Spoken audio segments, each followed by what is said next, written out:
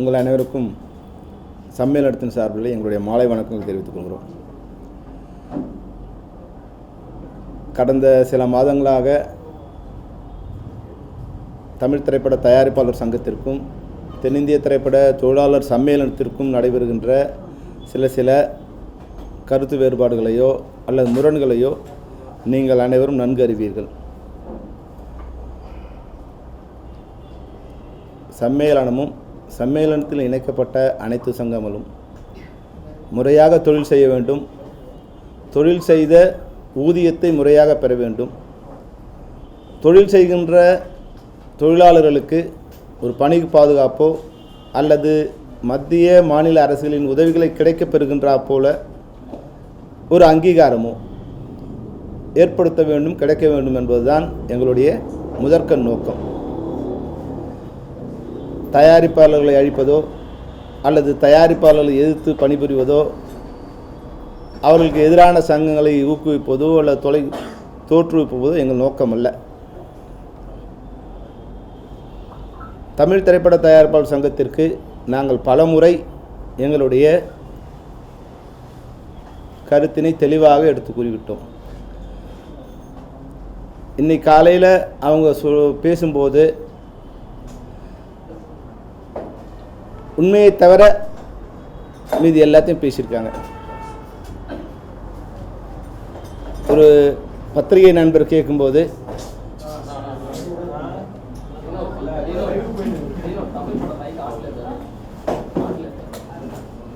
உங்களுடைய தயாரிப்பாளர் சங்கத்திலிருந்து தனியாக சங்கம் ஆரம்பித்த உறுப்பினர்கள் மீது நீங்கள் என்ன நடவடிக்கை எடுத்தீர்கள்? இது உங்களுடைய பத்திரிகையாளர் நண்பர் ஒருவர் கேட்ட கேள்வி. இந்த கேள்விக்கு அவர்கள் பதில் அளிக்க முடிந்திருந்தாலோ அல்லது அந்த பிரச்சனையை அன்றே அவர்கள் முடித்திருந்தாலோ இன்றைக்கு இவ்வளவு பெரிய பூதாகரமான ஒரு நிலை ஏற்பட்டிருக்காது. இன்றைக்கும் அதற்கான விடை தெரியாமல் ஊருக்கு இலட்சம் பிள்ளையார் கோயில் ஆண்டிங்கிற மாதிரி இவங்க எல்லாருக்கும் எதிரி பெப்சிங்கிற ஒரு இதில் அவங்க வேலையை பண்ணிக்கிட்டு இருக்காங்க. எப்போதும் நாங்கள் வேலை நிறுத்தத்தை விரும்பியதில்லை, தயாரிப்பாளர்களுடைய மோதலையும் நாங்கள் விரும்பியதில்லை. நான் சம்மேளனத்துக்கு தலைவராக பொறுப்பேற்றுக் கொண்ட பின் எங்களுடைய நிர்வாகிகள் அனைவரையும், இணைக்கப்பட்ட சங்கங்கள் உள்ள நிர்வாகிகள் அனைவரையும் அழைத்து பேசி தயாரிப்பாளர்கள் நன்றாக இருந்தால் மட்டுமே நாம் நன்றாக இருக்க முடியும். எனவே தயாரிப்பு துறையை செழுமைப்படுத்தி சீராக்க வேண்டும், அதற்கு நாம் துணை நிற்க வேண்டும் என்று பல்வேறு விதமான சலுகைகளை, பல்வேறு விதமான உதவிகளை தொழிலாளர்கள் சம்மேளனத்தின் மூலம் தயாரிப்பாளர் செய்து கொடுத்தோம். ஆனாலும் பிரச்சனையை சரியாக புரிந்து கொள்ள முடியாமல் அல்லது அதை தீர்க்க இயலாமல் எங்கள் மீது குற்றங்களும் குறைகளும் அல்லது எங்களை எதிரியாக காட்டி சொந்த பிரச்சனையிலிருந்து தப்பித்துக்கொள்ள நினைக்கின்ற ஒரு முயற்சியாகவே தயாரிப்பாளர் சங்கத்தை அவர்கள் ஒழுங்காக நிர்வகித்திருந்தால் நடப்பு தயாரிப்பாளர் சங்கம் வந்திருக்காது. இன்றைக்கு இன்னொரு தொழிலாளர்கள் கூட்டமைப்பு உருவாக்க வேண்டிய அவசியமும் ஏற்பட்டிருக்காது. ஆகவே அவரவர் வேலையை செய்தால் தமிழ் திரைப்படத்துறை நன்றாக இருக்கும். சொன்னால் புரியாது, பட்டாதான் புரியும்னா அதுக்கு மேலே அவங்களுக்கு எதுவும் சொல்கிறதுக்கு இல்லை. சார், பெப்சியை விட ஆர்கேஎஸ் உங்களை பற்றி தான் மெயினாக பேசுகிறாங்க, உங்கள் சங்கத்தை பற்றி கூட பேசுறது கிடையாது. உங்களை தான் இப்போ கூட பேசுகிறாங்க, உங்களை தான் தூக்க போகிறதா சொல்லியிருக்காங்க. அது எப்படி நீங்கள் பார்க்குறீங்க? முதல் நண்பன் எதிரே உங்களை தான் பார்க்குறாங்க. ஏன்னா நான் தான் முதல் நண்பன், அதனால் அவங்களுக்கு பல உதவிகள் செஞ்சுருக்கோம் இல்லையா, அதுவும் அவங்களை கேள்வி கேட்குறோம் இல்லையா. அதனால் அவங்களுக்கு என்னை எடுத்துட்டா பெப்சியை கண்ட்ரோல் பண்ணிடலாம்னு நினைக்கிறாங்க. ஆனால் இப்போ நான் எல்லாரையுமே ஜனநாயகப்படுத்தியிருக்கேங்கிற உண்மை அவங்களுக்கு தெரியாது. செல்வமணி இல்லைன்னா அவங்களுக்கு என்ன சிரமங்கிறது அவங்களுக்கு தெரியாது. அதனால் பெப்சியோட பிரசிடெண்ட்டாக செல்வமணி உங்களுக்கு தெரியுமா, இயக்குனர் செல்வமணியாக உங்களுக்கு தெரியுமா? உலகத்துக்கு இன்றைக்கும் நான் டைரக்டர் ஆர்கே செல்வமணி தான். பெப்சி பிரசிடெண்ட்டுங்கிறது இங்கே இருக்கிற தொழிலாளர்களுக்கோ இல்லை சினிமா துறையில் சம்மந்தப்பட்டவங்களும் தெரியும். அதனால் அது ஒரு பெரிய எனக்கு தலையில் வைக்கப்பட்ட கிரீடமாக நான் நினைக்கிறதில்ல. ஆனால் நான் இருக்கிற இடத்துல அதை சரியாக பண்ணணும், என்னை நம்பி இருக்கிற தொழிலாளர்களுக்கு அதை சரியாக செய்து கொடுக்கணும்னு நினைக்கிறேன். அப்போ சம்மந்தப்பட்டவங்களுக்கு கூட சரியாக விவாதத்தை சரியாவோ இல்லை பிரச்சனையை சரியான கோணத்தில் அணுகியோ அவங்கள நான் எங்களுடைய கோரிக்கைகளை செவிசாய்க்க வைக்க முயற்சிக்கிறேன். சில நடிகர்களால் அவங்களுக்கு ஆதரவு தரப்பட்டார்.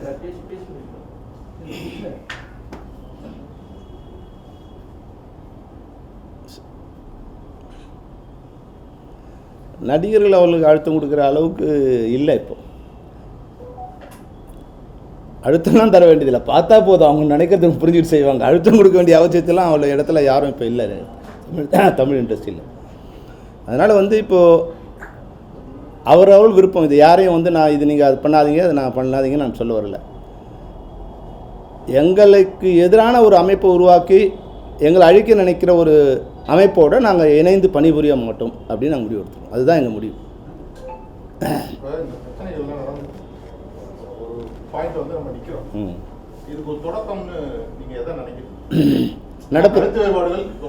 நடப்பு தயாரிப்பாளர் சங்கம் தான் சார் தொடக்கம். அதுதான் பிரச்சனை. அவர்களோடு பணிபுரியக்கூடாது என்பது தான் அவங்க எங்களுக்கு கொடுத்த அழுத்தம். அது நாங்கள் சொல்லிட்டோம். நீங்கள் அவங்கள மேலே இப்போது நடவடிக்கை எடுங்க. அவங்க மேலே நீங்கள் எந்த நடவடிக்கையும் எடுக்காமல் எங்களை அவங்களுக்கு ஒர்க் பண்ணாதீங்கன்னு சொன்னால் அது எப்படி எங்களால் பண்ண முடியும்?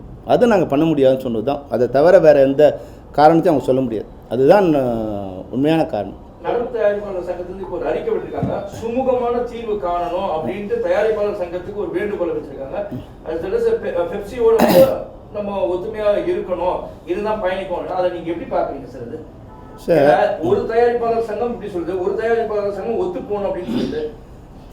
அது முரளி சார் இப்போ நீங்கள் ப்ரெஸ் மீட் வச்சிங்க இல்லையா, அது முடிஞ்சதுக்கப்புறம் தான் சார். இல்லை, அதுதான் இந்த கடிதம் அவங்களுக்கு ஏற்கனவே அனுப்பப்பட்டிருக்கு. 3 மாதத்துக்கு முன்னாடியே அவங்க ஒரு கடிதம் அனுப்பிச்சிருக்காங்க. இப்போ இவ்வளோ பேசுகிறாங்க இல்லைங்களா, 3 மாதத்துக்கு முன்னாடி இப்போது படப்பிடிப்பை நிறுத்தி மறுசீரமை பண்ணணும்னு ஒரு காரணத்துக்காக படப்பிடிப்பு நிறுத்துகிறாங்க. டிக்ளேர் பண்ணிவிட்டு நீங்கள் என்ன பண்ணலான்னு யோசிப்பீங்களா? என்ன பண்ணலான்னு யோசிச்சு டிக்ளேர் பண்ணுவீங்களா? எல்லா படப்பிடிப்பு நிறுத்தாச்சு, தொழிலாளர்கள்லாம் வீட்டில் உட்காந்துருக்காங்க. நீங்கள் மீட்டிங்கே போடாமல் நாளைக்கு அவர் இல்லை அப்போ சொன்னால் கோவம் வருது, நிர்வாகிகளை குறை சொல்கிறாங்க, நாங்கள் இல்லைன்னு. நீங்கள் இல்லைங்கிறது உண்மை தானே? இன்றைக்கி நல்ல வேலை பெப்சிங்கிற ஒரு எதிர் சக்தியால் நீங்கள் எல்லோரும் ஒரே மேடையில் உட்காந்துருக்கீங்க. இல்லைனா உங்களை தூக்கணும்னு தானே உங்கள் வலது இடம் உட்காந்துருக்கு, உங்களை தூக்கணும்னு தானே உட்காந்து மீட்டிங் போட்டாங்க போன மாதம். இதே ராதா பார்க்கிங்கில் தலைவர் மேலே நம்பிக்கையில்லா தீர்மானம் கொண்டு வரதுக்கு தலைவர் இல்லாமல் ஒரு பொதுக்குழு கூட்டின தயாரிப்பாளர் சங்கத்தில் இருக்கும் நிர்வாகிகள் தான் நீங்கள் ஒற்றுமையை பற்றி எங்களுக்கு சொன்னால் நான் என்ன பண்ணுறது? உங்களோட பிரச்சனை, அது எங்கள் பிரச்சனை இல்லை. உங்கள் பிரச்சனையை நீங்கள் தீர்க்க முடியாமல் அது எங்கள் மேலே கொண்டு வருவீங்க. தனிப்பட்ட முறையில் தாக்குதல்னா தனிப்பட்ட முறையில் பல்வேறு விஷயங்கள் சொல்ல முடியும். தொழிலாளர் நலம் கருதி அப்படின்னு ராதாகிருஷ்ணன் சொல்கிறாரு. தமிழ்நாட்டில் உள்ள விஸ்காம் படித்த இளைஞர்கள்லாம் வேலை வாய்ப்பு கொடுக்கணும். உன்னை நம்பி இருக்கிற தொழிலாளருக்கு செஞ்ச வேலைக்கான ஊதியத்தையே நீங்கள் கொடுக்க முடியாதப்பா ஊரில் இருக்கிற தொழிலாளர் பற்றி கவலைப்படுறீங்களே, படித்த இளைஞர்களை பற்றி கவலைப்படுறீங்களே, உங்களை நம்புகிற தொழிலாளர்களுக்கு நீங்கள் சரியாக ஊதியம் கொடுத்தீங்களா? கேட்டால் உங்களுக்கு கோபம் வரும். மேடையில் இருக்க பல பேர் கொடுக்க வேணும்னா நான் உங்களுக்கு எல்லாரும் செக்கை நான் கொடுக்குறேன். அடுத்த முறை நான் வருவோம். ஏன்னா தனிப்பட்ட தாக்குதலாக ஒருத்தர் இன்னும் நாங்கள் நட்பாக இருக்கணும்னு நினைக்கிறதால அவங்க என்னென்னலாம் எங்களுக்கு இது இருக்குது. நான் வேணாம்னு நினச்சா என்ன பண்ணணும்? நீங்கள் என்ன செட்டில் பண்ணிட்டு போங்க, அவ்வளோதான் விஷயம். நான் ஒன்றும் உங்களுக்கு கூட வரணும் வேணான்னு முடிவு பண்ணிட்டீங்களா? நீங்கள் எது வேணாலும் பண்ணீங்க, எங்களுக்கு இதுவும் இல்லை. நாங்கள் இன்றைக்கி நேற்று அனுப்பிச்ச கடிதம் கூட இணைந்து பயணிக்கிற விருப்பத்தோடு இந்த கடிதத்தை உங்களுக்கு எழுதுவோம். அதுக்கு மேலே நாங்கள் என்ன எழுத முடியும்? உங்களுக்கு அவ்வளோதான் நாங்கள் எழுத முடியும். அது அவங்க விருப்பம். பணம் கேட்டாங்களா, பணம் கொடுக்கலையா? நடிகர் பணம் கொடுத்தது கதிரேசன், பணம் வாங்கினது தனுஷ். இப்போ எங்களுக்கு என்ன பிரச்சனை? ஏன் எங்ககிட்ட வரீங்க? அதில் அவங்க என்ன சொன்னாங்கன்னா, பஞ்சாயத்து நடிகர் சங்கத்துக்கும் தயாரிப்பாளர் சங்கம் எதுக்கு செல்வமணி வராது நடுவில் பஞ்சாயத்துக்கு அப்படின்னு ஒரு கேள்வி அங்கே சொன்னாங்க. கரெக்டு. ஏன் செல்வமணி கடிதம் எழுதுறீங்க? பெப்சி கடிதம் எழுதி இது மாதிரி வரல, நீங்கள் ஒரு முடிவு எடுக்கணும், நீங்கள் எங்களை ஒத்துழைக்கணும், ஏன் கடிதம் எழுதுறீங்க? நீங்கள் கூப்பிட்டு நடிகர் சங்கம் உங்களுக்கு திருப்பியே பார்க்கல, உங்களை மதிக்கவே இல்லை. தனுஷ் படத்துக்கு வேலை செய்யாதீங்க, ஏன் கடிதம் அனுப்புறீங்க? கரெக்டு தான். நீங்கள் கேட்குறது நீங்களே போயிட்டா எங்களுக்கு பிரச்சனையே இல்லை. இப்போ எங்களுக்கு அவங்க சண்டை இல்லை. ஏன் இப்போ நடிகர் சங்கத்துக்கு எங்கள் மேலே கோபம்? பிரச்சனை அங்கே தான் சார் ஆரம்பிச்சு. முதல் 2 நாள் நிறுத்தணும் சார். 2 நாள் இவங்க சொன்னதால் கேட்டுட்டோம்னா அவங்க ஃபாலோ த்ரூ பண்ணுவோம். இல்லை சார், நம்ம என்ன சொல்கிறோம், ஒரு பிரச்சனைங்கிறாங்க, அவங்கள கூப்பிட்டு அப்போ காம்ப்ரமைஸ் பண்ணுறோம். இப்போ படம் கேட்குறான், பணமே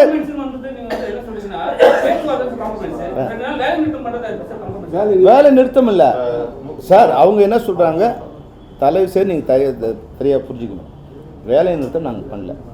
இவங்களோட எங்களுக்கு வந்து ஒரு உடன்பாடு இருக்குது. நாங்கள் சொல்கிறத கேட்கலன்னா 1-to-1 அக்ரிமெண்ட்டை கேன்சல் பண்ணுவோன்னு வந்து 5 தடவை எங்களை அனௌன்ஸ் பண்ணியிருக்காங்க.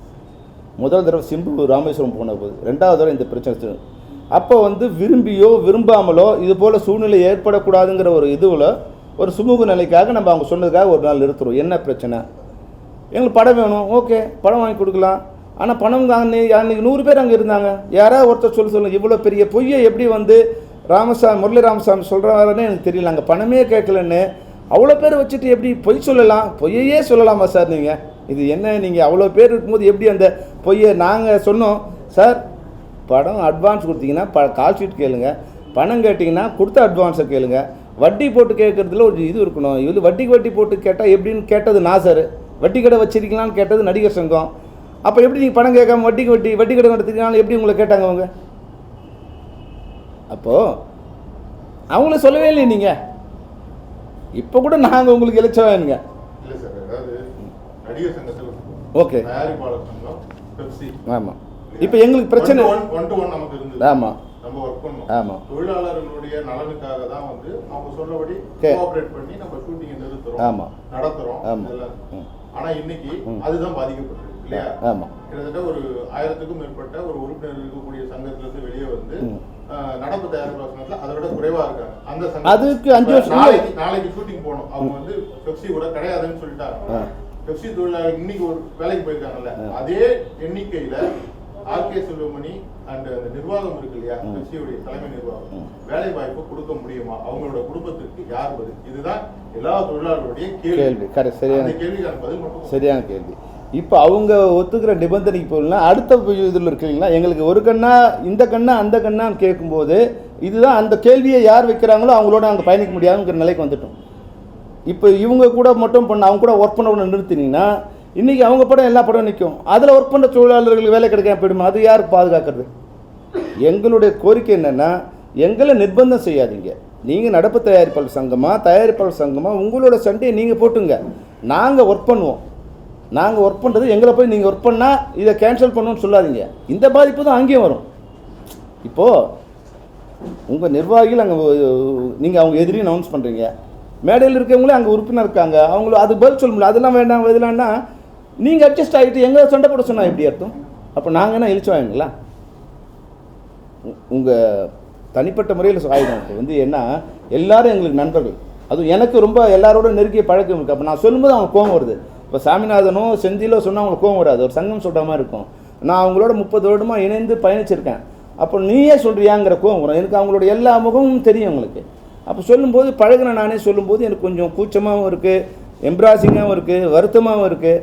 ஆனால் அதை பார்க்கும்போது முரளி சார் என்ன சொல்கிறாரு, அவங்க வந்து பிஎஃப்ஏஸ்லாம் இதெல்லாம் உங்கள் டெய்லி வேஜஸ்ஸு 100 வருஷமாக நாங்கள் டெய்லி வேஜஸ் தாங்க, உங்களுக்கு கோடியாக இது சம்பாதிச்சு கொடுத்து எங்கள் உயிரை கொடுத்து இது கொடுத்து இன்றைக்கி சேர்ந்தால் ஒரு இஎஸ்ஐ கட்டினா எங்களுக்கு என்ன கிடைக்கும்? ₹1 கோடி கொடுத்துட்டு போகிறாங்களா கவர்மெண்ட்டு?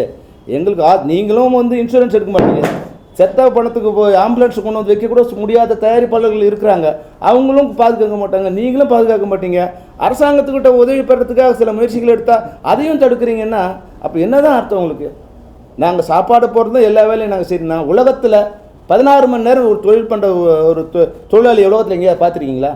நான் சொன்னால் தூண்டி விடுற மாதிரி ஆகிடும். உங்களுக்கு 16 மணி நேரம் ஒவ்வொரு தொழிலாளியும் வேலை செய்கிறான். அதை கருத்தில் அதுக்கு வச்சுக்கிட்டு தான் அவன் வெளியே போனால் சாப்பிட்டு வர லேட்டாக தான் நம்ம அவங்க சாப்பாடு கொடுக்குறோம். நான் அவனே ஷூட்டிங் வந்தால் லேட்டாக வந்தால் நமக்கு வண்டி கொடுக்குறோம். இன்றைக்கி வந்து யாராவது ஒரு எலக்ட்ரீஷியன் கூப்பிடுங்க, வந்தால் ஒரு நாள் சம்பளத்துக்கு யாராவது வராங்களான்னு கேளுங்க, வரமாட்டாங்க. என்ன ஒர்க் இருக்குது? ஒரு ஃபேன் மாட்டுறது 150 ரூபாங்க, அவ்வளோதான். 4 ஃபேன் மட்டும் 600 ரூபா. ஆனால் எங்ககிட்ட இருக்கிற எலக்ட்ரீஷியன் காலைல வந்து அவன் 4 மணிக்கு எழுந்திரிச்சு 6 மணிக்கு வண்டி ஏறி உங்கள் ஷூட்டிங் வந்து நின்றுட்டு அவன் 6 மணிக்கு பேக்கப் பண்ண பிறகு அவன் எலக்ட்ரிக் சாமான ரவுண்ட் அப் பண்ணுறதுக்கு 7 மணி ஆகிட்டு மறுபடியும் 9 மணிக்கு வந்து அவன் ஆஃபீஸில் ட்ராப் பண்ணிவிட்டு அவன் வீட்டுக்கு 11 மணிக்கு போவான். அப்போ 11 மணிலேருந்து 5 மணி வரைக்கும் தான் அவனோட ஓய்வு நேரம். எவ்வளோ நேரம்? 6 மணி தான். அப்போ 18 மணி நேரம் பயணத்துலையும் பணியிலையும் அவனோட வேலை போயிட்டு இருக்கும்போது இது இவ்வளோ கேவலமாக நீங்கள் சொன்னீங்கன்னா எவ்வளோ கோவம் வரும் எங்களுக்கு? எது உங்களோட தொழிலாளரை காப்பதா தொழிலாளரை அழிப்பதா? எதுக்கு உங்களுக்கு ரெட்டை வேடம்? தொழிலாளரை காப்பதற்காக நாங்கள் ஊரில் இருக்கிற தொழிலாளர்கள்லாம் காப்பதற்காக நாங்கள் சங்கத்தை ஆரம்பிக்கணுங்கிறீங்க. உங்கள் கூட இருக்கிற தொழிலாளருக்கு ஒரு இஎஸ்ஐ கிடைக்கிறதுக்கு ஒரு 4% பணம் கட்டுறதுக்கு உங்களுக்கு வலிக்குதுன்னா அப்புறம் எப்படி நீங்கள் வரவங்களை காப்பாற்ற போகிறீங்க? உங்கள் சங்க மெம்பரை என்ன காப்பாற்றினீங்க நீங்கள்? இப்போ அட்வான்ஸ் கட்ட சரிங்க சார், கதிரேசன் ஒருத்தர் 1300 பேரில் கதிரேசன் மட்டும்தான் உங்கள் மெம்பரா? வேறு யாருக்கு நீங்கள் அட்வான்ஸ் வாங்கி கொடுத்தீங்க? உங்கள்கிட்ட 100 தயாரிப்பாளர் இருக்காங்க, பக்கத்தில் உட்காந்துருக்க தயாரிப்பாளருக்கு நானும் அட்வான்ஸ் கொடுத்து கேட்டு 20 வருஷமாச்சு உங்கள்கிட்ட கம்ப்ளைண்ட் கொடுத்து ஒரு ரூபாயை வாங்கி கொடுக்க முடியல. நான் சொன்ன அட்வான்ஸை மட்டும் வாங்கி கொடுங்கன்னு சொல்லி கம்ப்ளைண்ட் கொடுத்தோம். இது வரைக்கும் உங்களால் வாங்கி கொடுக்க முடியல. அப்போது கதிரேசன் மட்டும் தான் உங்கள் மெம்பரா? மற்றவங்களாம் அட்வான்ஸ் கொடுத்த தயாரிப்பாளர் செத்தே போன கே பாலுலேருந்து இன்றைக்கி 6 பேருக்கு லெட்டர் கொடுத்துருக்காங்க. இன்றைக்கி நான் வந்து அவங்க நடிகர்கள் பேர் சொன்னால் இல்லை இயக்குனர் பேர் சொன்னால் தப்பாயிடும். அதை நீங்கள் வாங்கி கொடுக்க முடிஞ்சிருக்கு. அதுக்காக நீங்கள் என்ன முயற்சி எடுத்தீங்க? அது எதுவுமே எடுக்காமல் 1300 உறுப்பினர்களும் கதிரேசன் மட்டும்தான் உறுப்பினர். அவர் பணத்தை வாங்கி கொடுங்க, அவர் டேட்ஸ் வாங்கி கொடுத்த டேட்ஸ்லாம் கொடுக்காம டேட்ஸ் இருக்காங்கல்ல, ப்ரொடியூசர் தயாரிப்பாளர் டேட்ஸ் கொடுக்காமல் இருக்காங்கல்ல, அவங்களாம் வாங்கி கொடுத்தீங்களா? அது சீரியல் பண்ணிங்களா? அது எங்கள் சங்கத்தோட வேலை, உனக்கு என்ன அப்படின்னு கேட்டிங்கன்னா இது இது அமைப்போட வேலை, உங்களுக்கு என்ன திருப்பி நான் கேட்குற மாதிரி இருக்கும். நீ தயாரிப்பாளர்களோட சங்கம் முதல்ல உங்கள் வேலையெல்லாம் முடிச்சுட்டு நீங்கள் எங்களோட தமிழ்நாட்டில் இருக்கிற தமிழர்களை பற்றியோ இல்லை தமிழ்நாட்டில் இருக்கிற தொழிலாளர் பற்றியோ கவலைப்பட்டீங்கன்னா பரவாயில்ல. உங்களை நம்பி இருக்கிற தயாரிப்பாளருக்கு எந்த உதவியுமே செய்ய முடியாத இயலாத நிலையில் நீங்கள் இருக்கும்போது எங்களை காப்பாற்றுறவங்க வந்துருக்கீங்களே, அதுதான் கூரை ஏறி கோழி பிடிக்க முடியாதவன் வானமேறி வைகுண்டம் போகிற கதையாக நீங்கள் உங்கள் தயாரிப்பாளர்களை காப்பாற்ற முடியாமல் எங்கள் இயக்குனர் எங்கள் உறுப்பினர்களை காப்பாற்ற வேண்டிய அவசியத்தில் இப்போ நாங்கள் இல்லை. நாங்கள் 24 மணி நேரம் வேலை செய்கிறோம், 24 மணி நேரம் வேலை செய்கிறோம். அப்போ எங்கள் உறுப்பினரை காப்பாற்றக்கூடிய சக்தியும் ஒற்றுமையும் எங்களுக்கு இருக்குது. உங்கள்கிட்ட இல்லாதது எங்கிட்ட இருக்கிறது என்னென்னா ஒற்றுமை தான். 1000 பிரச்சனைகள் இருந்தாலும் நாங்கள் ஒரு மேடையில் உட்காந்துருப்போம், ஒரு மேடையில் பயணிப்போம். உங்கள்கிட்ட அது இல்லை. அதனால தான் இன்றைக்கி தமிழ் சினிமா இவ்வளோ சீரழிஞ்சு கிடக்கு. நாங்கள் 7 பேர் தனித்தனியாக இருக்கோம் அப்படின்னா அன்றைக்கி சேம்பர் உங்கள் கூட ஒர்க் பண்ணக்கூடாதுன்னு கவுன்சிலுக்கு ஃபெஃப்சிக்கு சொல்லியிருந்தால் அவங்க நிலைமை என்ன? அப்போ நீங்கள் சேம்பர்லேருந்து வந்தீங்க இல்லையா? அப்போ சேம்பர் உங்கள் கூட ஒர்க் பண்ணக்கூடாது ஃபெஃப்சிக்கு போட்டிருந்தால் அன்றைக்கி ஒரு முடிவு வந்திருக்கும். அன்றைக்கி உங்களை அவங்க அனுசரிச்சுக்கிட்டாங்க. இன்றைக்கி உங்கள்கிட்ட போனவங்கள நீங்கள் அவங்க மேலே எந்த நடவடிக்கை எடுக்கலை. அதில் 300 பேர் இருக்காங்கன்னா 240 பேர் இவங்க மெம்பர் தான் இருக்கும். அப்போ அவங்க மேலே நீங்கள் எந்த நடவடிக்கை எடுக்காத போது எங்களை எடுங்க அப்படி இப்போ எங்கள் மேலே என்ன குற்றச்சாட்டு சொன்னாங்க சொல்லுங்கள். வச்சாங்க சார். அந்த கலைச்செல்வி இருக்காங்க, அவங்க எழுதின கடிதத்தில் நீங்கள் குறிப்பிட்டதா ஒரு மேலிடத்து உத்தரவுன்னு சொல்லி சொன்னீங்க அப்படின்னு சொல்லி அவங்க சொன்னாங்க. இன்னைக்கு அவங்க கேட்டபோது சொன்னது நாங்களா சொன்னோம், செல்வமணி தானே சொன்னார் அவர்கிட்ட. நீங்கள் அப்போ பொய்னா மேலிடத்து உத்தரவுன்னு கடிதம் எழுதுனது யாருங்க? இல்லையா? நாங்களா சொன்னோம்? நாங்கள் பதில் கடிதத்தில் அந்த மேலிடம் யாருங்க எங்களுக்கு தெரியாது. உங்களுக்கு ஒருவேளை நீங்கள் சொல்கிற மேலிடம் உங்களுக்கு பயந்துக்கிட்டு எங்கிட்ட சொன்னாங்களா? ஐயோ இவங்கன்னா தயாரிப்பாளர்கிட்ட நம்ம சொல்ல முடியாது, அவங்க சொன்னால் கேட்க மாட்டாங்க, இவங்க ஃபெஃப்சி ஒர்க்கர்ஸ்லாம் நம்ம சொன்னால் கேட்பாங்க அப்படி எங்கிட்ட சொன்னாங்களா? உங்களை பார்த்து அவங்களுக்கு அவ்வளோ பயமா? எவ்வளோ பொய் இதுவரை. நீங்கள் மேலெடுத்தவங்க சொன்னது உங்களோட கலைச்செல்வியை கொடுத்த கடிதம். எங்களுக்கு உண்மையாக அது மாதிரி எந்த மேலெடுத்து உத்தரவும் எங்களுக்கு இல்லாத நீங்களே சொல்லிட்டு அவங்க திசை திருப்ப சொல்கிறாருன்னு ராதாகிருஷ்ணன்னா அது நான் என்ன சொல்கிறது? எல்லாமே பொய் பேசணும் முடிவு பண்ண பிறகு நான் அதில் இதுதான் உண்மை, அதில் இருக்க உண்மையை கண்டுபிடிக்கிறது தான் ரொம்ப சிரமமாக இருக்குன்னு. அது சாமிதான் அதுதான் சார். அவர் இப்போ என்னென்ன சார், இணைந்து பயணிப்பது என்பது ரொம்ப கஷ்டம் சார். இணைந்து பயணிப்பது என்பது ரொம்ப கஷ்டம். இப்போ நான் கூட இந்த சங்கத்துக்கு வரும்போது சம்மேளனத்துக்கு வரும்போது எதிரெதிர் அணியில் நின்று தான் இப்போ சாமிநாதன் எனக்கு எதிராக போட்டிட்டார், செந்தில் எனக்கு எதிராக போட்டிட்டார். ஆனால் 6 மாதங்களில் நாங்கள் ஓரணியாக இன்றைக்கி வரைக்கும் ஒற்றுமையாக பயணிக்கிறோம். அப்போது இணைந்து பயணிப்பது என்பது உள்ளுக்குள்ளே பிரச்சனையை தீர்க்க முடியும். அப்போ தான் அந்த சங்கம் நல்லாயிருக்கும். இந்த சங்கத்தை சீரழிச்சவங்க தான் நீங்கள் தான். அன்னைக்கு விஷால் ஒரு இளையராஜா ப்ரோக்ராம் நடத்துகிறார். ஒரே ஒரு எடுத்துக்காட்டு நான் சொல்கிறேன். விஷால் இளையராஜா ப்ரோக்ராம் நடத்துகிறார். அதுக்கு புக் மை ஷோ 5 கோடி ரூபா டிக்கெட் புக் பண்ணுறாங்க. கான்ட்ராக்ட் பேசி 5 கோடி ரூபா பிளாக் பண்ணுறாங்க. அன்னைக்கு தமிழ் ப்ரொடியூசர் கவுன்சிலர் பூட்டினது யார்? விஷாலுக்கு நஷ்டமா ப்ரொடியூசர் கவுன்சில் நஷ்டமா? அன்றைக்கி நீங்கள் பூட்டினதால் மறுவாரம் நடக்க வேண்டிய அந்த ஷோ நடத்தக்கூடாதுன்னு கேஸ் போயிடுச்சு. கேஸ் போனதால் புக் மை ஷோ வித்ட்ரா பண்ணிட்டாங்க. ஷோவை நடத்தலான்னு வந்து 48 மணி நேரத்துக்கு முன்னாடி நீதிமன்றம் உத்தரவு கொடுக்குது. 48 மணி நேரத்தில் எங்களால் வந்து புக் மை ஷோ பண்ண முடியாதுன்னு அவங்க பேக் ஆகிட்டாங்க. அப்போ 5 கோடி ரூபாய் தயாரிப்பாளர் சங்கத்துக்கு நஷ்டம். இன்னை வரைக்கும் இளையராஜா சார் கொடுக்க வேண்டிய பணத்தை உங்களால் கொடுக்க முடியல. அது உங்களுடைய குழப்படியும் ஒற்றுமையின்மை தான் காரணம். இது மாதிரி நிறைய விஷயங்கள் நான் சொல்லுவேன். உங்களுடைய இணைந்து பயணிக்க முடியாத தன்மை, யாரையுமே அந்த மேடையில் வந்து உட்கார வைக்க முடியாத தன்மை, அவங்க மேடையிலேருந்து இறக்கணும். இதே வேலையை அலைஞ்சிக்கிட்டு இருந்தால் என்ன பண்ணுறது? 3 வருஷம் ஒரு எலெக்ஷனுக்கு முன்னாடி 6 மாதம் எலெக்ஷன் வேலை பண்ணுறது, எலெக்ஷனை ஜெயிச்சு வந்த பிறகு உங்களோட ஒருத்தர் சண்டை போட்டுக்கிறது, இதுதானே கடந்த. ஏன் உங்கள்கிட்ட அவங்க போனாங்க? நாங்கள் அமிச்சோம். நடப்பு தயாரிப்பில் நீங்கள் சிவா நீங்கள் போங்க, தியாகராஜன் சார் நீங்கள் போங்க அப்படி நாங்கள் அமிச்சோம். உங்களோட இருந்து எந்த வேலையும் பண்ண முடியல அப்படிங்கிற ஒரு சூழ்நிலை வந்தபோது அவங்க போய் ஆரம்பித்தாங்க. அதை கூட நாங்கள் வந்து அவங்களோட பயணிக்கலை, உங்களோட தான் பயணித்தோம். அவங்க ஆரம்பித்து 2018 2019 இது வரைக்கும் நாங்கள் உங்களோட தான் பயணிச்சிருக்கோங்க. இப்போ தான் நெருக்கடி வந்து கடந்த 6 மாதம் முன்னாடி முடிவு பண்ணி, கடந்த நவம்பர் மாதம் எங்களுக்கு வந்து இன்ஸ்ட்ரக்ஷன் கொடுக்குறாங்க, நீங்கள் முடிவு பண்ணீங்க நாங்களா அவங்களுக்கு ஒர்க் பண்ணக்கூடாது.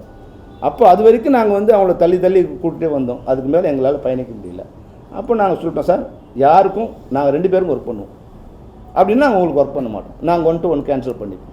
இதுதான் அவங்களோட. இன்னைக்கு கூட அவங்க சொல்கிறாங்க, சார் நாங்கள் வந்து ஸ்ட்ரைக்கே இல்லாமல் வேலை நிறுத்தம் இல்லாமல் போகணும், அதாவது எம்ப்ளாயிஸ்க்காக நினைக்கிறோம், அவங்க தான் ஸ்ட்ரைக் எப்போ பண்ணணும்னு காத்திருக்காங்க. சரி, எப்படி இப்போ நாங்கள் ரெடிங்க, நீங்கள் சொல்லுங்கள். நாங்கள் வேலை நிறுத்தத்துக்கு நாங்கள் பண்ணல, நாங்கள் ரெடி, என்ன சொல்லுங்கள் இப்போ? எந்த ஆங்கிள் அவங்க சொல்கிறாங்க அதுதான் நீங்கள் கேட்கணும். இப்போது நாங்கள் வந்து கடிதம் அனுப்பிச்சிருக்கோம், எந்த இதுவும் இல்லாமல் நம்ம பயணிக்கணும், கடிதம் அனுப்பிச்சிருக்கோம். ஸ்ட்ரைக் எங்களோட நோக்கம் இல்லை, ஸ்ட்ரைக் பண்ண மாட்டாங்க. இப்போ நீங்கள் சொல்லுங்கள். அவங்க சொல்லியிருக்கிறது காலையில் என்னன்னா, ஃபெஸ்ட்ரான்னு சொல்லிட்டு ஏதோ ஒரு கம்பெனிக்குள்ள இது பண்ணிருக்கீங்கன்னு சொல்லியிருக்கீங்க. ஆல்ரெடி பெப்சியில் இருக்கிற உறுப்பினர்களுக்கு என்ன வேலை பண்ணுறீங்க கேட்டிருக்காங்க. சுழற்சி முறையில் நீங்கள் கொடுத்தீங்களா அப்படின்னு கணக்கு எடுத்திருக்காங்க, டேட்டா இருக்கான்னு கேட்குறாரு. இதுல நார்மலா பெப்சியில கார்டு எடுத்தவங்க ஒர்க் பண்ண முடியாது, அவரு தனியா செல்வமணியில தனியா ஃபெஸ்ட்ரான்றதை கொண்டு வந்திருக்காரு, அதுலயும் எடுக்கணும்னு சொல்லியிருக்காரு. ஸோ ஃபெஸ்ட்ரான்றது இருக்கா? அதான் வந்து அதை யார் நிர்வாகின்னு கேட்டிருக்காரு, டேட்டா வச்சிங்களா கேட்டிருக்காங்க. சரி, ரொம்ப நல்ல விஷயம்.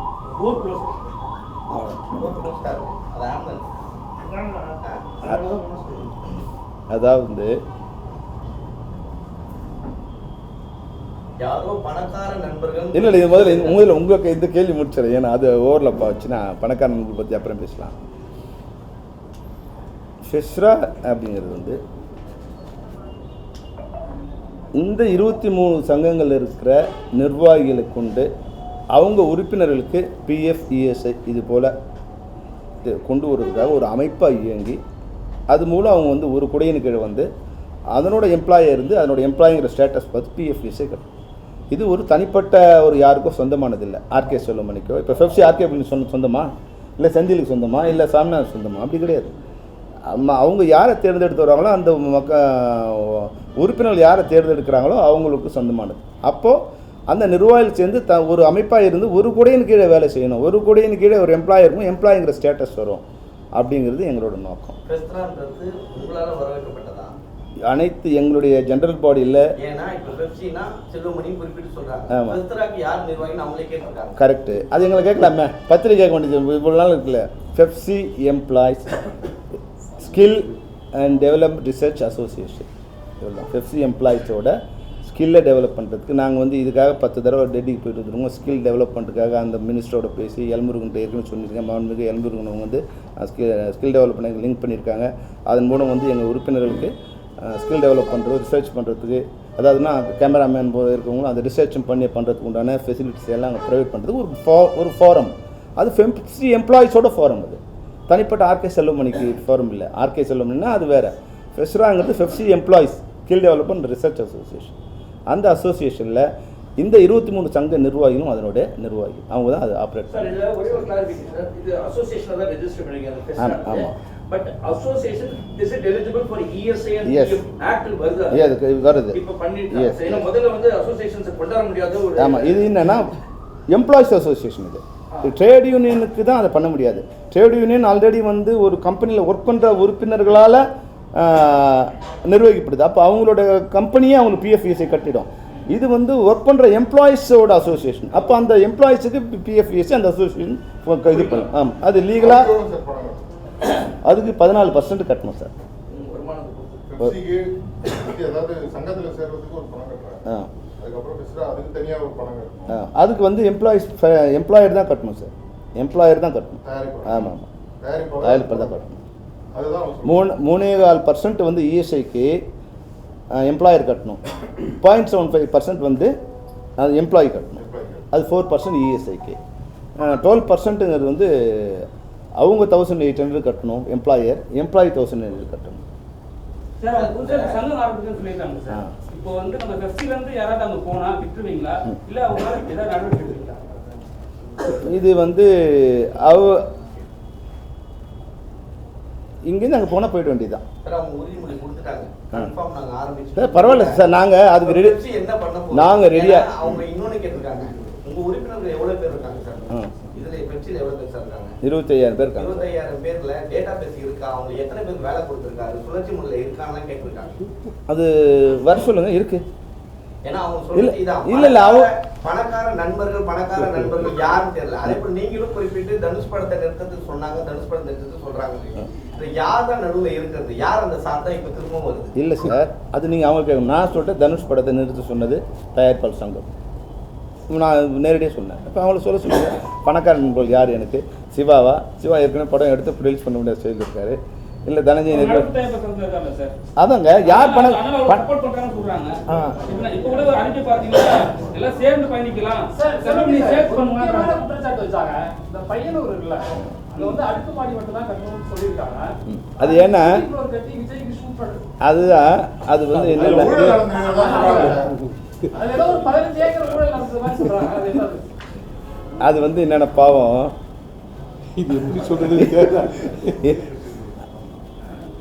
50 ஏக்கர் குடியிருப்புகளுக்காகவும் குடியிருப்பு கொடுக்கும்போது அப்போ விசி குகுநாதன் சார் தான் அப்போ அதனுடைய ப்ரொமோட்டர். இவங்க அப்பா ராமநாதன் சார் தான் அதனோட கூட இருந்தாங்க. அப்போ அவங்க கேட்குறாங்க, இங்கே குடியிருப்பு கட்டிட்டா இங்கேருந்து சென்னைக்கு வர்றது வந்து இதுவாக இருக்காது, அதனால் வந்து எங்களுக்கு ஸ்டுடியோ இது மாதிரி பொது பயன்பாட்டுக்கு ஒரு 15 ஏக்கர் வேணும். அப்போ பொது பயன்பாட்டுக்காக வந்து கொடுத்து அன்னைக்கு கலைஞர் வந்து கட்டட அஸ்திவாரம் போட்டது தான் இன்றைக்கி இருக்கிற ஃப்ளோர். நாங்கள் இனி கட்டல, இது கட்டி 15 வருஷம் வச்சது அவங்க அப்பா இருக்கும்போது. ஏன்னா இன்றைக்கி நிர்வாகத்தில் இருக்க யாருக்குமே அது தெரியாது. அவங்க அன்றைக்கி நிர்வாகத்திலே இல்லை. வேணா முரளிராமசாமி வந்து அவங்க அப்பாவை கேட்டுக்கலாம், என்ன இது அவங்க அப்பா கூட இருந்தவங்க கேட்டுக்கலாம். அவங்க அப்பா கலைஞர் வந்து அடிக்கால் நட்டு அந்த ஃப்ளோரை அப்போ வந்து பண்ணக்கூடாதுன்னா அது எப்படி கவர்மெண்ட் அப்ரூவல் கொடுத்து தானே கட்டியிருக்காங்க.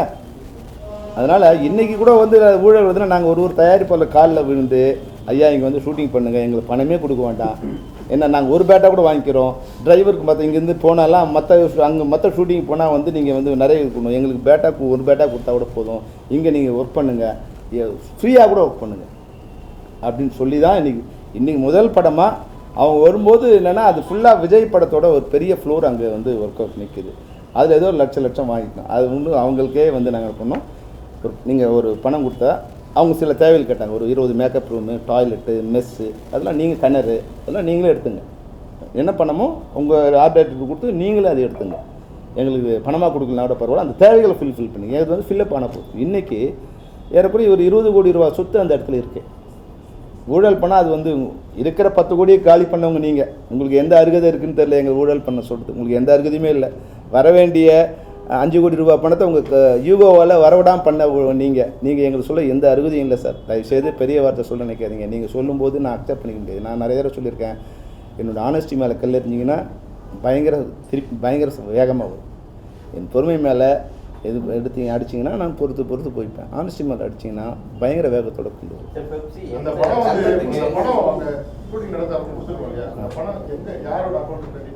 சார் பெப்சி அக்கௌண்ட் கிரெடிட் ஆகிட்டு எவ்வளோ அவங்களுக்கு வேணுமோ அதை பெப்சி ஆர்டருக்கு ரிவர்ஸ் பண்ணி அந்த இப்போது அது என்னென்ன தேவையோ அதை அவங்க பண்ணி கொடுத்துருங்க அப்படின்னு நான் கொடுத்தோம். அதனால் அது வந்து எவ்ரி மந்த்து பெப்சியோட ஜென்ரல் போர்டில் அனௌன்ஸ் பண்ணி இவ்வளோ வந்திருக்கு, இது அவர் கொடுத்துருக்காங்க, இது ஒர்க் பண்ணியிருக்காங்க அப்படிங்கிற டீட்டெயில் எல்லாம் அக்கௌண்ட் தான். கேஷே யாரும் வாங்க முடியாது. சார் இப்போ கடைசி கேள்வி, வெளிப்படைத்தன்மையா ருசி இருக்க வேண்டிய சூழல் உருவாயிருக்கு. ஆமாம் சார். ஏன்னா நான் என்ன கேட்குறேன்னா இது ஒரு சின்ன ஒரு பெரிய கொஞ்சம் முன்னாடி சொன்னீங்க நிறைய காம்ப்ரமைஸ் பண்ணியிருக்கோம், 16 மணி நேரம் வேலை செய்யறோம். ஆமாம். நீங்கள் பல இடங்களில் தேவைகளை மீறி உங்களுக்கு நாங்கள் வேலை செஞ்சு கொடுத்துருக்கோம். ஆமாம்.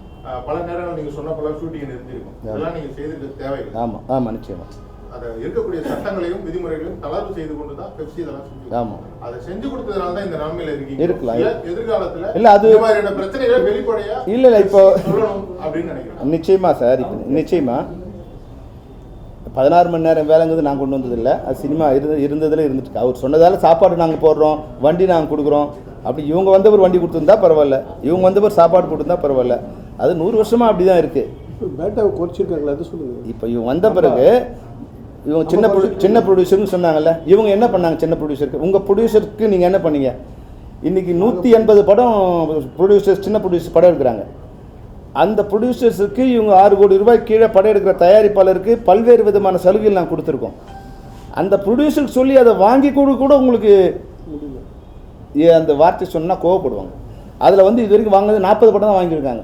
180 படம் போன வருஷம் தயாரித்ததில் 40 படத்துக்கு தான் சின்ன தயாரிப்பாளர் வந்து அந்த சலுகை அடைஞ்சிருக்காங்க. மீதி 140 தயாரிப்பாளர்களுக்கு அந்த சின்ன படத்தோட பலனே போய் சேரலை. இதுதான் நீங்கள் பண்ணுற லட்சணம். நீங்கள் வந்து எங்களை குறை சொல்கிறீங்க. ஊழல்னு வந்து முரளி சார் நீங்கள் ஊழல் சொன்னீங்கன்னா, ராதாகிருஷ்ணன் சார் நீங்கள் ஊழல் சொன்னீங்கன்னா, அடுத்த நிமிஷம் இங்கேருந்து நாங்கள் வெளியே போயிடுவோம். சார் தயாரிப்பாளர் சங்கம் நிறைய இருக்குது. இங்கே 2-3 வந்துருச்சு. பாஸ்ராஜா சார், டிஆர்லாம் இருக்குது. இப்போ பெப்சி யாருக்கு சப்போர்ட் பண்ணணும்? அவங்க சொல்லிட்டாங்க. நாங்கள் எல்லா தயாரிப்பும் வேலை செய்வோம் சார். ஏன்னா இங்கே இன்னொரு சங்கமும் இருக்குது, சிறுபட தயாரிப்பாளர் சங்கமும் வந்துருக்கு. அவங்கள 23 கிராஃப்ட் அவங்களும் வச்சிருக்காங்க. நாங்கள் எது வேணாலும் பண்ணிக்கிட்டோம். நாங்கள் எல்லாருக்கும் ஒர்க் பண்ணுவோம். எங்களுக்கு போட்டியாக எங்களை அழிக்க நினைக்கிற, எங்களுக்கு வாழ்வாதாரத்தை பாதிக்கிற நினைக்கிற யாரோடும் நாங்கள் ஒர்க் பண்ண மாட்டோம். அவ்வளோதான். நீங்கள் வந்து போன மீட்டிங்கில் வந்து தமிழக முதல்வரை பார்த்து இது விஷயமா பேசணும்னு சொன்னீங்க சார். அந்த அப்பாயின்மெண்ட் வச்சுருக்கீங்க. ஏற்கனவே நான் உங்களுக்கு சொன்ன பதில் சேகர், நீங்கள் அதை வந்து அப்போ மறுபடியும் ரிப்பீட் பண்ணுறேன். பட்ஜெட் செஷன் முடிஞ்சவொடனே அப்பாயின்மெண்ட் கொடுக்குறேன்னு சொல்லியிருக்காங்க. பட்ஜெட் செஷன் முடிஞ்சவொடனே நாங்கள் மீட் பண்ணுறதான்னு சொல்லுவோம். அது ஏற்கனவே உங்களுக்கு சொல்லியிருக்கேன். இல்லை நிச்சயமாக இது வந்து நாங்கள் 100% நீங்கள் தான் இப்போ நீங்கள் இருக்கீங்க. நீங்கள் சொல்லுங்கள் எங்கள் தவறு இது தவறு அவங்க சொன்னாங்க இல்லைங்களா, அந்த தவறில் என்ன எதுக்காக இப்போ வந்து அவங்க எங்கள் மேலே ஆக்ஷன் எடுக்கிறாங்க? அது என்ன காரணம் சொன்னாங்க சொல்லுங்கள் நீங்கள். இல்ல அவர் என்ன சொல்றாங்கன்னா சார், இந்த ஃபெஸ்டரா அமைப்பு புதுசா ஆரம்பிக்கிறீங்க. பெப்சில இத்தனை தனித்தனி அமைப்புகள் இருக்கு, ஒவ்வொரு லீடர் இருக்காங்க. எல்லாத்தையும் உடைச்சு செல்வமணி கண்ட்ரோல் கொண்டு வரது தான் இந்த அஞ்சு தேவை பண்றாரு.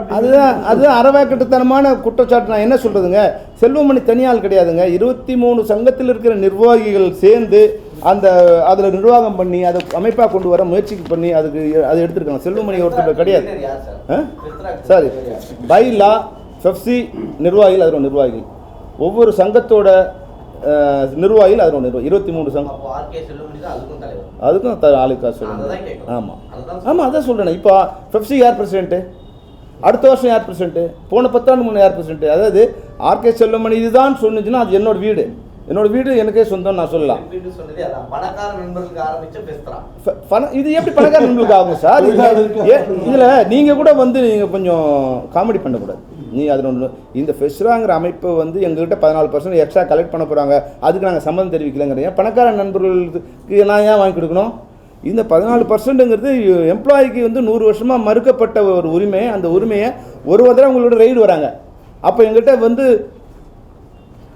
லெட்டர் கேட்குறீங்க, சார் எங்களுக்கு லெட்டர் கொடுங்க சார், நாங்களாம் டெய்லி வேஜஸ்ஸு எங்களுக்கு பர்மனன்ட் எம்ப்ளாயி இல்லைன்னு கொடுக்க சொல்கிறீங்க. அன்றைக்கி எல்லோரும் ஃபைன் 10 லட்சம் 20 லட்சம் ஃபைன் போட்டாங்க. அப்போ நாங்கள் ஒரு லெட்டர் கொடுக்குறோம், நாங்கள்லாம் தினசரி கூலிகள், இவங்ககிட்ட நிரந்தரமாக வேலை செய்யலை, அதனால் இது. அப்போ லெட்டர் ஏன் வாங்குறீங்க? அதுலேருந்து இவங்களை காப்பாற்றிக்க லெட்டர் வாங்குறீங்க. அது அயோக்கியத்தனம் இல்லையா? அப்போது நீங்களும் கொடுக்க மாட்டீங்க, கொடுக்குறதுக்கான ஒரு அமைப்பும் வரும், அதை இது பண்ணீங்க. அது ஒரு அறவேக்கட்டுத்தனமாக என்னன்னே தெரியாமல் செல்வமணினா பெப்சி செல்வமணிதா, 500 ஸ்டுடியோ செல்வமணிதா, இல்லை தமிழ்நாடு இப்போ ஆள்ற முதலமைச்சர் சொந்தமா? ஆள்ற வரைக்கும் அவருக்கு சொந்தம். அடுத்த ஆளில் போகிறவங்க யாரோ போன வாட்டி போன 10 வருஷங்களுக்கு ஏடிஎம்கேவுக்கு, இந்த வருஷம் அந்த 5 வருஷம் டிஎம்கேவுக்கு, அப்புறம் வந்து வரப்போறவங்களுக்கு அதால போறாங்க. ஆமா ஆமா, பெப்சி என்ன சொல்றாங்க, பெர்மனண்டா நீங்க தான் பிரசிடென்ட்ன்றாங்க.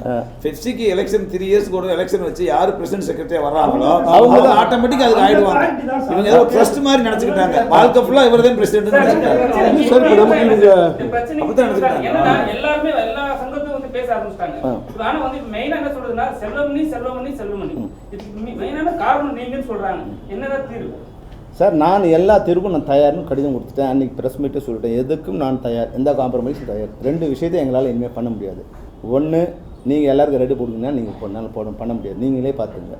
இன்னொன்று, அவங்களோட ஒர்க் பண்ணாதீங்க, இவங்களோட ஒர்க் பண்ணி எனக்கு கம்பல் பண்ணாதீங்க. மீதி எல்லாத்துக்கும் நாங்கள் வந்து இறங்கி போக தயார். அப்ப அவங்க சங்கம் ஆரம்பிச்சாலும் பிரச்சனை இல்லை உங்களுக்கு. அது எப்படி சங்கம் ஆரம்பிச்சா ஏன் இது பண்ண போறாங்க? சார் என்ன கேக்குறேன்னா இப்போ வந்து அவங்க என்ன சொல்றாங்க, நாங்க பண்ணிக்கிறோம் அப்படின்றாங்க. பண்ணீங்க நீங்க, நான் வேணாம் சொல்லியே, நீங்க தாராளமாக பண்ணீங்க, எங்களை விட்டுடுங்க. நீங்களே எவ்வளோ நாள் தான் நாங்கள் பயந்து, அப்படி தான் முடியலன்னா போய் தொழிறோம். நாங்கள் வேறு ஏதாவது ரோட்டு கடை வச்சு போச்சுக்கிறோம். உங்ககிட்ட கால் எவ்வளோ நாள் தான் உழுந்து கிடக்குறது? எங்களுக்கு ஒரு சுயமரியாதை ஒன்று வரும் இல்லையா?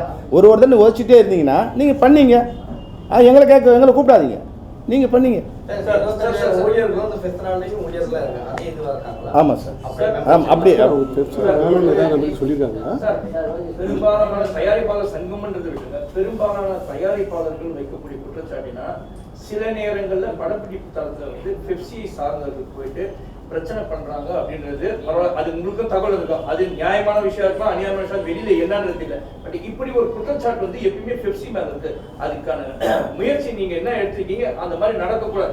ஏன்னா தயாரிப்பாளர்கள் இனி பிரச்சனையா இருக்கலாம். சரி, நீங்க முரளி ராமசாமி தலைமையில் இருக்கிறனால தயாரிப்பாளர் சங்கத்துக்கும் உங்களுக்கு பிரச்சனை. பட் அவங்க தான் முதலாளிகள், நீங்க தொழிலாளிகள் நீங்க சொல்லி இப்படியும் உங்களுக்குள்ள ஒரு ஒற்றுமை இருக்கும். அந்த சமயத்துல போயிட்டு ஒரு முதலாளி வீட்டையே போய் பிரச்சனை பண்ற மாதிரி ஆகுதுன்றது தான் ஒரு சில தயாரிப்பாளர் பர்சனலாவே என்கிட்ட சொல்லி இது மாதிரி நடந்திருக்கு சார் அப்படின்னு. ஒரு நாள் அது இவங்க தான் அவங்க 10 நாள் தான் கொடுத்துருப்பாங்க, ஒரு நாள் ஸ்டாப் பண்ணுவாங்கன்றது அவங்க ஏதோ சூழ்நிலை சொல்லும்போது ரொம்ப வருத்தமா இருக்கு இல்லைங்களா? கரெக்ட். இல்ல இதை முடிச்சிடறேன் சார். சார்,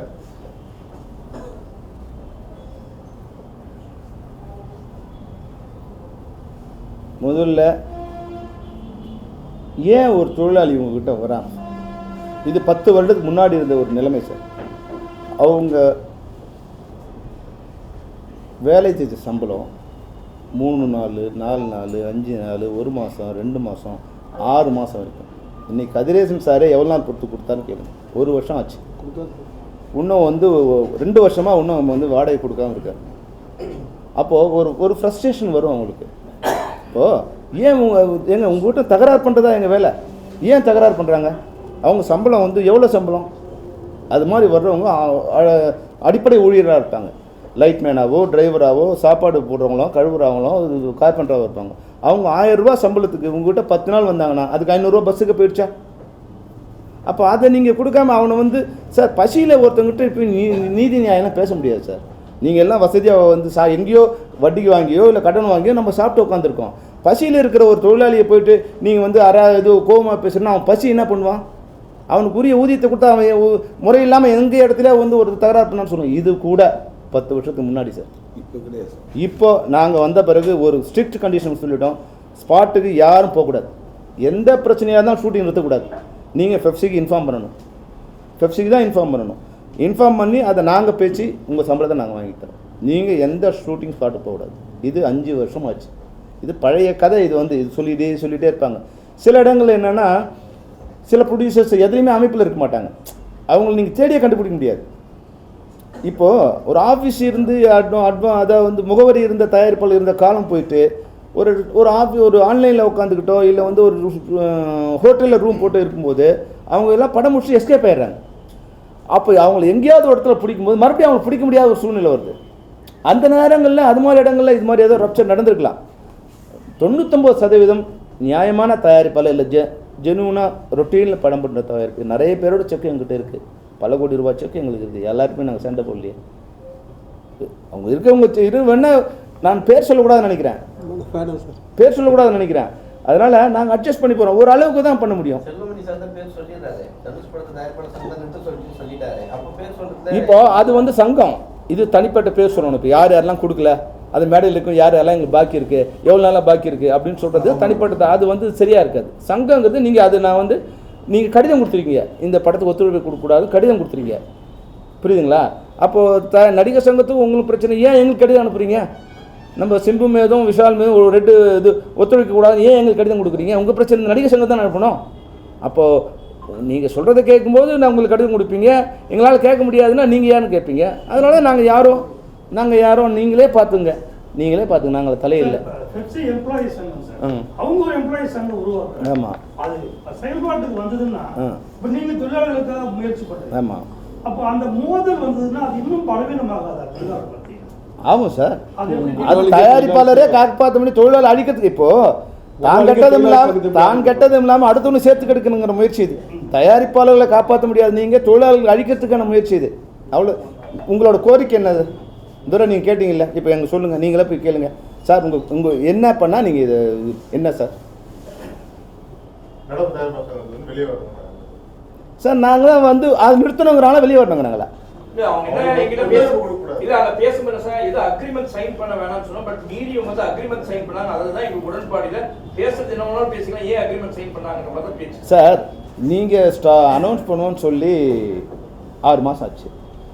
நாங்கள் உங்களுக்கு 3 கடிதம் கொடுத்தோம் சார். அந்த அக்ரிமெண்ட் சைன் பண்ணலாம் உங்கள் தலைமையிலே அவங்க சைன் பண்ண தயாராக இருக்காங்க, கொடுத்தோம். நீங்கள் 1 மாதம் பதில் சொல்லல சார். நீங்கள் அவங்களுக்கு சேர்ந்தா சைன் பண்ணுங்கள், தயாராக இல்லை. அப்புறம் நாங்கள் சொல்கிறோம் சார், நீங்கள் பண்ணாலும் மார்ச் 31 முடிஞ்சிடுச்சு. இப்போ சம்பள பேச்சுவார்த்தை முடிச்சு இப்போ எங்கள் உறுப்பினர் கேட்குறாங்க புதிய ஊதியம் வாங்கணும். இப்போ இவங்க சும்மா இருந்தாங்கன்னா நாங்கள் நினச்சோமா அடுத்த மாதம் 30% ஏற்றிட்டு போயிட்டே இருக்கலாம். இவங்கள இது பண்ண நினச்சா தூண்டி விடணும், தொழிலாளர் தூண்டி விடணும்னு நினச்சின்னா 31 மார்ச்சோடு முடிஞ்சிடுச்சு. சம்பள பேச்சுவார்த்தை 3 வருஷம் முடிஞ்சிடுச்சு. நீ கொடுக்குறியா இல்லை நாங்கள் ஏற்றிக்கிட்டோம்? முன்னாடி அவங்க பண்ண மாதிரி 30% 45% ஏற்றிட்டு போயினே இருக்கலாம். நீ கொடுத்து தான் ஆகணும். அப்போது அதை சரி பண்ணி உங்களோட நிலைமை சரியில்லை, அதனால் அப்புறம் 1 வருஷம் தள்ளி வச்சுக்கலாம், எங்களுக்கு பிஎஃப்இஎஸ்ஐ மட்டும் இப்போ கட்டுங்க. அப்போது உங்களுக்கு எவ்வளோ மிகப்பெரிய நன்மை பண்ணியிருக்கோம். அதனுடைய அது தயாரிப்பாளரை காப்பாற்றுறாங்களா இல்லையாங்கிறது வந்து உட்காந்து உங்கள் நோக்கமெல்லாம் கண்ணை திறந்தால் நடப்பு தயாரிப்பு சங்கம், கண்ணை திறந்தால் பணக்கார நண்பர்கள், இதே நீங்கள் யோசிச்சுட்டு இருந்தீங்கன்னா உங்கள் தயாரிப்பாளரை பற்றி யோசிக்கிறதே இல்லை நீங்கள். சார் ஒரு சஜஷன், அது சாத்தியமா? தமிழக அரசு தொடர்பு கொண்டு தொழிலாளர் துறை அமைச்சர் நிச்சயமா அதுக்கப்புறமா வந்து செய்தித்துறை அமைச்சர் இவங்களை பேசி உங்க 3 சங்கங்களும் பெப்சி, தயாரிப்பாளர் சங்கம், நடப்பு தயாரிப்பாளர் சங்கம் மீடியேட் பண்ணி உங்களுக்குள்ள ஒரு இதை கொண்டாடுறதுக்கான வாய்ப்பு இருக்கா? நிச்சயமா நாங்க அதுக்கான முயற்சி என்ன பண்ணலாம். இதெல்லாம் பாதிக்கப்படுறது பல தயாரிப்பாளர்களும் பல ஊழியர்களும் தான். நிச்சயமா இது தொழிலாளரும் பாதிக்கப்படுவாங்க. ஒரு தொழில் அமைதியின்மை ஏற்படும், மோதல் ஏற்படும். இப்போ நாங்கள் சொல்லுவோம் எங்களுக்கு கொடுக்க வேண்டிய பணத்தை கொடுத்து போவோம்னு சொல்லுவோம். நாங்களுக்கு 1 வருஷமாக பணம் கொடுக்கணும், கோடி ரூபாய்க்கு மேலே பணம் கொடுக்கணும். கேட்டால் எங்களுக்கு ஜிஎஸ்டி ஃப்ரீஸ் ஆகிடுச்சு, எங்களால் கொடுக்க முடியலங்கிறீங்க. உங்கள் ஜிஎஸ்டியே உங்களால் சரியாக மெயின்டைன் பண்ண முடியல நான் சொல்ல முடியுமா? சொல்லணும். அதை நீ சரி பண்ணி எல்லாம் செட்டில் பண்ணி ஏதோ பண்ணீங்கன்னு சொல்லணும். இப்போ எங்கள் மெம்பரை நீ வந்து எங்களுக்குள்ளே உடைக்க ட்ரை பண்ணுவேன், வேறு போவான். இவங்க கீழே இருக்கிறது வந்து தொழில் அமைதியில் அவங்க அடிச்சுப்பாங்க. ஒரு அளவுக்கு தான் நாங்கள் வந்து அதை நீங்கள் கோவமோ இல்ல அவங்கள அனுப்பிச்சிட்டு நீங்க வேற யாரை கொண்டு வாங்க மேல கோவமா இருந்தா நீங்க வந்து ஒரு சங்கம் ஆரம்பிக்க வேண்டிய அவசியமே கிடையாது. நீங்க டைரக்டா வந்து அவங்க பெப்சிலே பேசி ஒண்ணு அவங்களை ரிமூவ் பண்ணி வேற யாரும் கொண்டாடுறதுக்கு வழி இருக்கா என்னன்னு ஒரு சங்கம் அதை நாங்க போய் தலையிட முடியாது சொல்லிட்டாங்க. உங்க பத்திரிகையாளருக்கு சார்பாவே அவங்களுக்கு கேள்வி, நடப்பு தயாரிப்பு சங்கத்தை தவிர வேற என்ன அவங்க பிரச்சனைனா எந்த பிரச்சனைக்கு நாங்கள் தயார், அவ்வளோதான். மீதி பொய்யே சுற்றி பொய் சொல்லிகிட்டே இருக்க வேண்டாம். இன்றைக்கி பேசின எல்லாமே வந்து ஒரு முகமூடி போட்டுனே பேசுகிறாங்க. முரளி சார் திக்கி பேசுகிறார் பாவம். அவர் வந்து என்ன சொல்கிறது, செல்வமணி இவ்வளோ நாள் இருந்தார் அதனால என்ன பண்ணார், ஆனால் இது மாதிரி பண்ணிட்டாரு அப்படின்னு சொல்கிறாரு. ராதாகிருஷ்ணன் இவர் என்ன சொல்கிறாருன்னா அவர் அர்த்தம் சொல்கிறாரு, தமிழ் தான் பேசுகிறாரு முரளி சார் சொல்கிறதுக்கு ராதாகிருஷ்ணன் அவர் ஒரு அர்த்தம் சொல்கிறாரு. அவரோட ஒரு ஆசை அது. முரளி சார் அதை அவாய்ட் பண்ணுறாரு அந்த பிரச்சனை. நீங்கள் கேட்குறீங்க நடப்பு தயாரிப்பாளர் இது என்ன, அந்த நிர்வாக என்னங்க இங்கே தலைவர் வந்து பண்ணுறாருன்னு அவர் அது கூடமாக சொல்கிறாரு. ஆனால் ராதாகிருஷ்ணன் என்ன சொல்கிறாரு, அதுக்கு அர்த்தம் சொல்கிறாரு இல்லைங்களா? அது அவரோட ஆசை. இது கொஞ்சம் இது காம்ப்ரமைஸாக போனவங்க இவரோட ஆசை, அவ்வளோதான். அதனால் அவங்களுடைய அதுக்கு மேலே நான் வந்து அவங்களுக்கு தனிப்பட்ட முறையில் விமர்சனம் பண்ணுற மாதிரி ஆகிடும். அவங்க எனக்கு நண்பர்கள் தான் தவிர என்னை பொறுத்த வரைக்கும் அவங்க எல்லோரும் என் நண்பர்கள் தான். ஆமாம் அவங்க பண்ணாங்க சார், நாங்கள் ஒத்துழைப்பு கொடுத்தோம் சார்.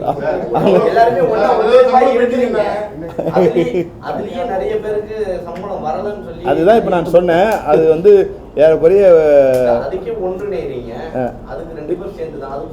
அது 1.5 வருஷம் முன்னாடி இல்லையா? அப்போல்லாம் வந்து இணக்கமாக தான் இருந்தோம். அப்போல்லாம் வந்து பூசிக்கிட்டு தான் இருந்தோம். அவங்கள நாங்கள் ஒன்றா தான் படுத்துக்கிட்டு இருந்தோம். இப்போ வரும்போது என்னென்னா அந்த பணம் கேட்டதால் ஒரு பிரச்சனை, அந்த பணம் வரல. அப்போ எங்கிட்ட என்ன சொன்னாங்கன்னா ஜிஎஸ்டி எங்களுக்கு ஃப்ரீஸ் ஆகிடுச்சு, ஏதோ பிரச்சனை, அது பிளாக் பண்ணிட்டாங்க, அது வந்தவொடனே கொடுக்குறோம். சேனலில் பேச சொன்னாங்க. சேனல் சொன்னாங்க இல்லை சார் அவங்க ஜிஎஸ்டி கிளியர் பண்ணால் தான் நாங்கள் பணம் கொடுக்க முடியும். இன்னும் 1.5 வருஷம் ஆச்சு. 1.5 வருஷம் ஆக போச்சுங்களா?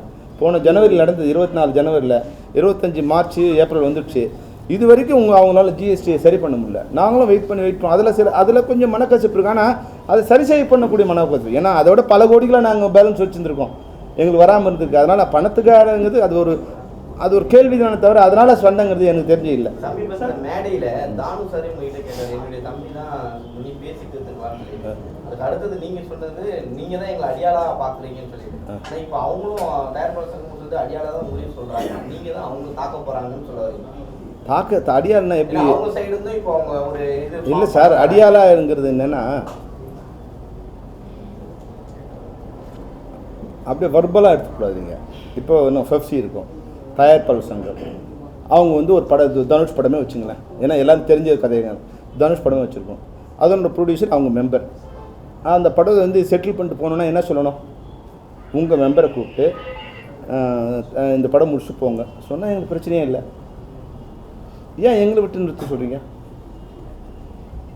உங்கள் மெம்பர் தானே, உங்கள் மெம்பராக நீங்கள் உங்கள் மெம்பரையும் கூப்பிட மாட்டீங்க, உங்கள் மெம்பராக இருந்து நடப்பு தயாரிப்பாரும் பேச மாட்டீங்க, எங்ககிட்டே பேசணும். அதுதான் நாங்கள் சொல்கிறேன். எங்களை நீங்கள் சொல்கிறதுக்கெலாம் ஆமாம் இப்போ கேட்டார் இல்லையா அவர், ஏங்க நீங்கள் வந்து அதெல்லாம் தலைவருக்குலாம் ஒத்துக்கிட்டீங்கன்னு, அதுதான் இப்போ தப்பாக தெரியுது.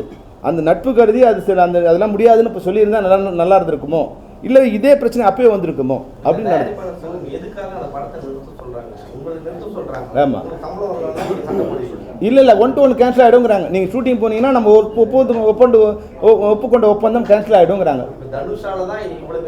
தனுஷ் மட்டும் இல்லை சார், தனுஷ், சிம்பு, விஷால், இப்போ சூர்யா, அப்புறம் விஜய், இது மாதிரி லைனாக வருது. அவங்க யாரையும் அவங்க வந்து இது வரைக்கும் ஒரு ப்ரொடியூசரும் கூப்பிட்டு அவங்க பேசுனதில்லை, ஒரே ஒரு ப்ரொடியூசர் கூப்பிட்டு அவங்க பேசுனதில்லை. நிறையா வந்து ஃபெஃப்சிக்கு சார் அந்த ஷூட்டிங் இருக்குங்க, அவங்க வந்து ஒரு கவர்மெண்ட் மாதிரி இல்லை இது ஜுடிஷியல் இது மாதிரி, நாங்கள் ஒரு போலீஸ் மாதிரி, நாங்கள் ஓடுற மாதிரி இப்படி முன்ன கல்யாணம் ஓடுவேன் இப்படி தான் இருக்குது. அதனால் வந்து என்னென்னா ஒரு கட்டத்தில் வந்து எங்களுக்கு எதிரி நிறைய ஆகிடுறாங்க. இப்போ நீங்கள் கேட்ட கேள்வி எங்களுக்கு மெம்பரே கேட்குறாங்க, என்ன சார் அவங்க பிரச்சனையை முதல்ல அந்த ப்ரொடியூசரே கூப்பிட்டு அவங்க பேசிக்கலாமே, ஏன் அவங்க பிரச்சனை நம்ம தலையிடணும், எல்லோரும் நமக்கு எதிரி ஆகுறாங்க இல்லையா அப்படின் போது நாங்கள் சொல்கிறோம், முதல்ல நாகரிகமாக சொல்கிறோம், சார் நடிகர் சங்கத்தையும் உள்ளே வச்சுங்க, ஜேஏசி அவங்களும் வச்சு, இல்லை அவங்களாம் வேண்டாம் நம்மளே பேசிக்கலாம், ஏன்னா அவங்க கூப்பிட்டு வரலாங்கிறது அப்புறமா தான் எனக்கு தெரியுது. அவங்களும் இருந்தால் பிரச்சனை இல்லை இல்லையா, நடிகர் சங்க உறுப்பினர் அவங்க உறுப்பினர் அவங்களுக்கு பணம் தரல, இல்லை வந்து கால் ஷீட் தரல சொல்லலாம் இல்லையா, அது அவங்க அவாய்ட் பண்ணிட்டாங்க. அப்போ நம்ம 2 பேரும் சேர்ந்து பேசிக்கலாங்க. நம்ம 2 பேர் சேர்ந்து பேசும்போது நடிகர் சங்கம் ஒரு தடவை எங்களை எடுத்து வந்து அனௌன்ஸ் பண்ணுறாங்க, இல்லை கண்டனம் தெரிவிக்கிறாங்க. அப்போ நீங்கள் என்ன சொல்லணும்? இல்லை நாங்கள் தான் நிறுத்த சொல்லணும். அப்போ நீங்கள் அவங்க கமுக்கமாக இருக்கீங்க.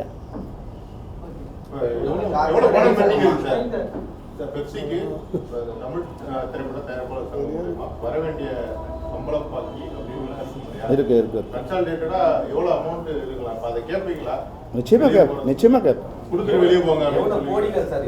பல கோடி இருக்கும் சார். பல கோடி இருக்கும். ஒரு குறிப்பிட்டு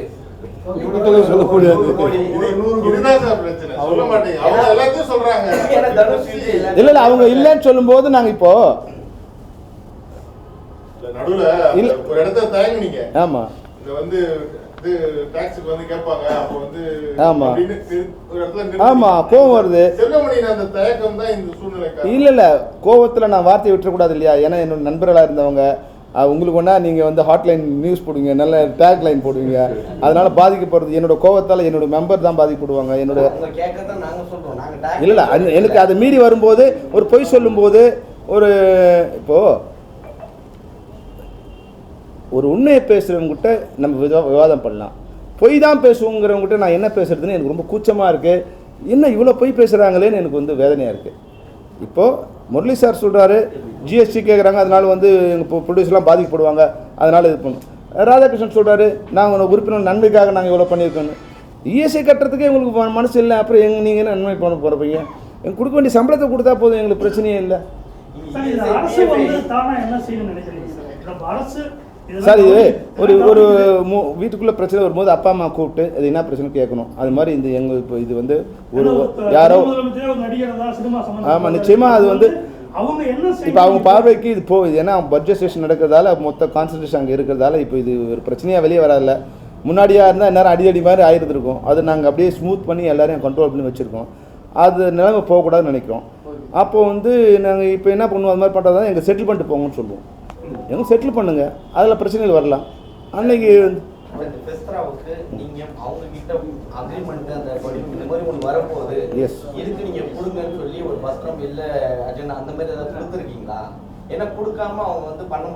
இல்லை அவங்க இப்போ எப்படி கேட்குறாங்க, ஃப்ரெஷ்ஷாக கொடுக்கவே இல்லை, அவங்களுக்கு எப்படி தெரியும்?